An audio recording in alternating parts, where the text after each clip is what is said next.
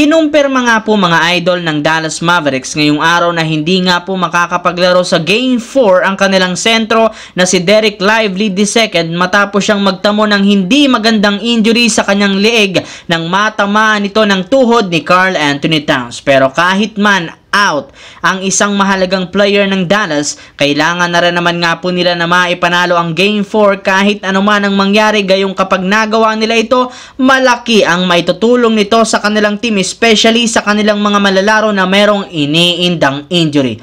Yes mga idol, kung sakali man nga pong manalo ang Dallas Mavericks, next game laban sa Minnesota, magkakaroon sila ng 8 days na pahinga. Ibig sabihin, makakapagpahinga ang lahat ng kanilang mga malalaro. Alam naman nga po ninyo na bukod nga kay Dereck Lively II, may iniinda rin namang injury ang kanilang star player na si Luka Doncic sa iba't ibang parte ng kanyang katawan. Kaya magagamit nga ang kanilang mahabang bakasyon upang maihanda muli ang kanilang katawan bago sila sumabak sa NBA Finals. Samantala, gaya nga po ng sinabi ni Anthony Edwards ng Minnesota sa kanyang interview, hindi rin naman nga basta-bastang magpapatalo o magpapawalis ang kanilang team sa kanilang serye, gayong naniniwala nga siya na meron pa silang mailalabas. Sinabi rin naman ito na oras na nga para gumawa ng panibagong history sa NBA since pakiramdam nga po niya hindi sila kayang talunin ng Dallas Mavericks kapag nag-click o gumana ang kanilang koponan. Yes mga idol, naniniwala siya simula nang mag-umpisa ang Western Conference Finals, hindi pa nga naipapakita ng Minnesota ang tunay na potensyal nila, kagaya na lamang ng ipinakita nila sa kanilang nakalipas na serye kontra sa Denver Nuggets at Phoenix Suns. Kaya ngayon nga pong kailangan nilang ma-extend ang serye.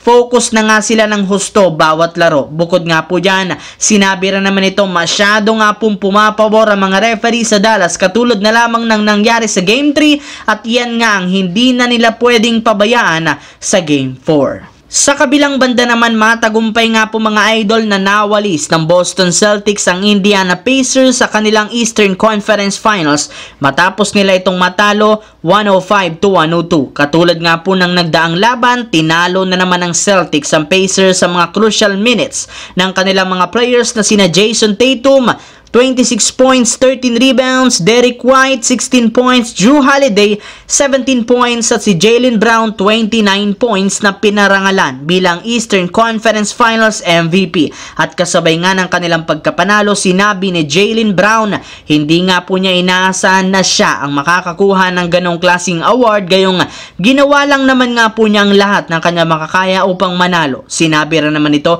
na mas mahalaga pa rin sa kanya na manalo ng kampyonato at kuha ng Boston ang pang-18 titulo ng kanilang prangkisa. So yun lamang mga idol ang ating bagong video na ating pinag-usapan ngayon dito. Once again, this is your J-Zone TV. Huwag kalimutang mag-like, mag-subscribe, pindutin ang notification bell sa akin channel para lagi kayo maging updated sa mga videos na pinapalabas ko. Isang malaking shoutout sa lahat mga idol. Thanks for watching. Hopefully nag-enjoy kayo ngayon.